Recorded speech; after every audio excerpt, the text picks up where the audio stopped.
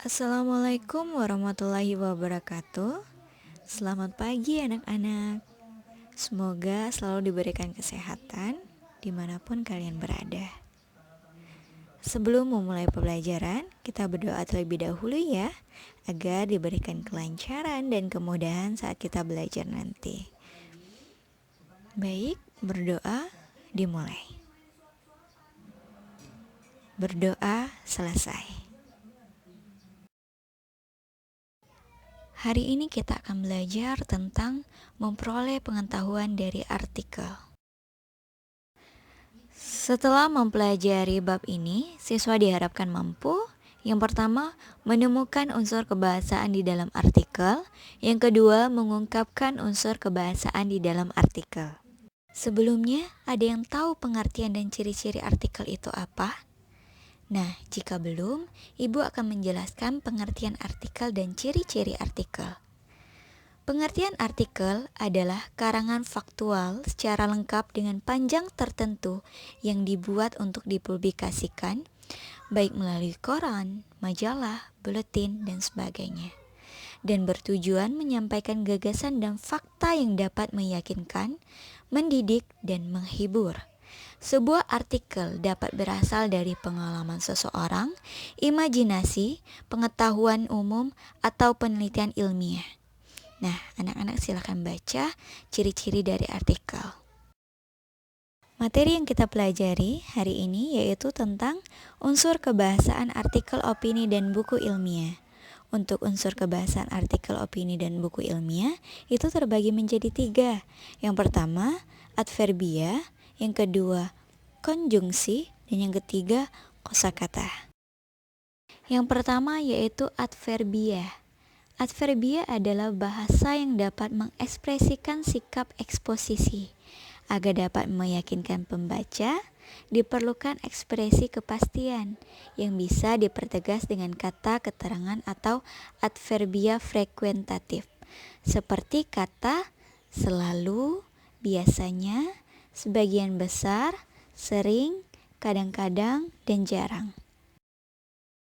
Yang kedua yaitu konjungsi.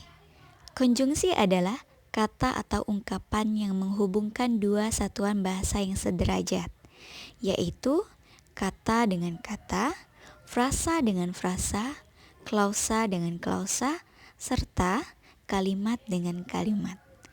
Konjungsi yang banyak dijumpai pada artikel adalah konjungsi yang digunakan untuk menata argumentasi, seperti kata pertama, kedua, berikutnya, atau konjungsi yang digunakan untuk memperkuat argumentasi, seperti kata selain itu, sebagai contoh, misalnya, padahal, justru. Konjungsi yang menyatakan hubungan sebab akibat, seperti kata sejak, sebelumnya, dan sebagainya. Sedangkan konjungsi yang menyatakan harapan, seperti kata supaya, dan sebagainya.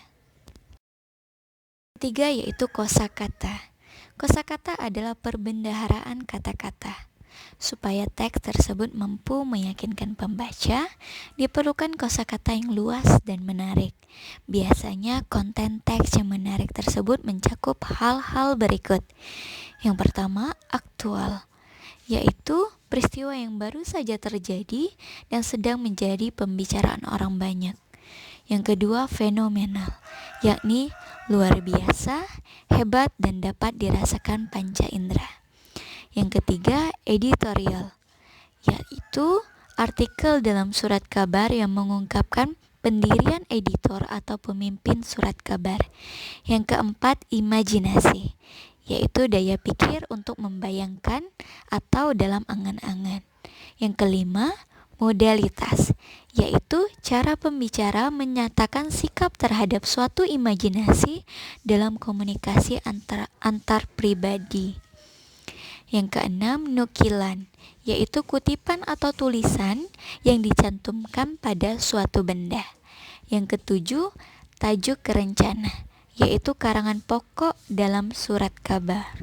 Yang kedelapan, teks opini, yaitu Teks yang merupakan wadah untuk mengemukakan pendapat atau pikiran.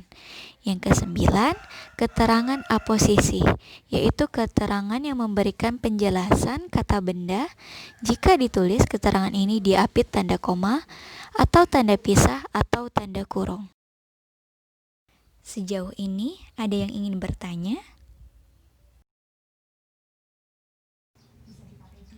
Selanjutnya yaitu tugas.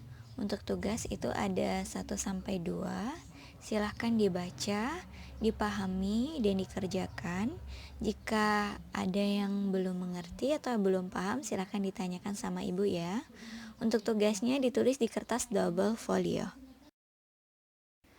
Mungkin itu saja untuk pembelajaran hari ini. Semoga anak-anak bisa memahami dan bisa belajar kembali di rumah ya. Ibu akhiri, wassalamualaikum warahmatullahi wabarakatuh.